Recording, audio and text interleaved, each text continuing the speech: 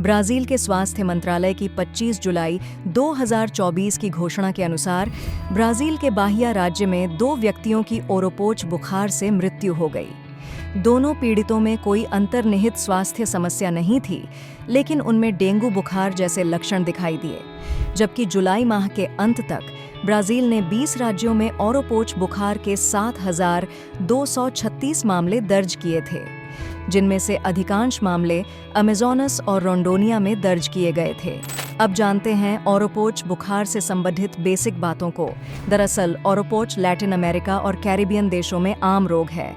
यह ओरोपोच वायरस के कारण होने वाला एक उभरता हुआ जूनोटिक अर्बोवायरल रोग है।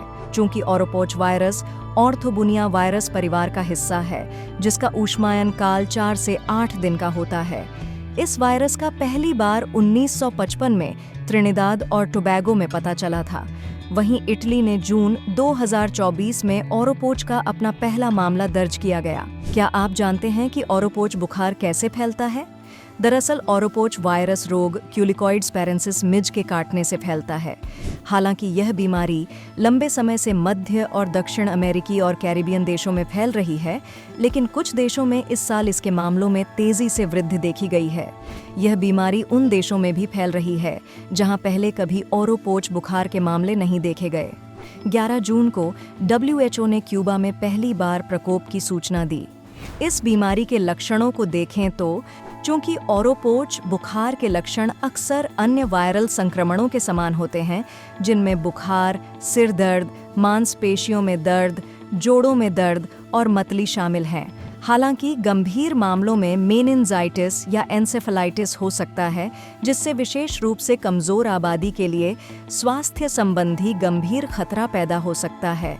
अधिकांश रोगी लगभग 1 सप्ताह में ठीक हो जाते हैं, लेकिन कुछ में लक्षण सप्ताहों तक बने रहते हैं। क्या इस रोग का कोई इलाज उपलब्ध है? दरअसल ओरोपोच बुखार को रोकने के लिए न ही कोई टीका है और न ही इसका कोई विशिष्ट उपचार है।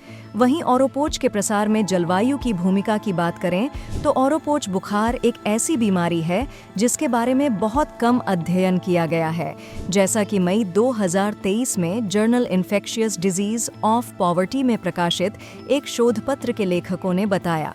नतीजतन बीमारी की महामारी क्षमता और संभावित प्रसार के क्षेत्र अज्ञात बने हुए हैं, अपितु अब तक ओरोपोच बुखार के ज्यादातर मामले उष्णकटिबंधीय जलवायु परिस्थितियों से जुड़े पाए गए हैं। हालांकि उपलब्ध डेटा की कमी के कारण सटीक निष्कर्ष निकालना मुश्किल है। उदाहरण के लिए, कुछ प्रकोप उष्णकटिबंधीय परिस्थितियों के बाहर हुए हैं, जो आमतौर पर संक्रमण की घटनाओं से जुड़े होते हैं। आज का प्रश्न ओरोपोच वायरस रोग के संबंध में निम्न में से कौन सा कथन सत्य नहीं है? ए. हाल ही में ब्राजील में ओरोपोच बुखार का कहर बढ़ा है।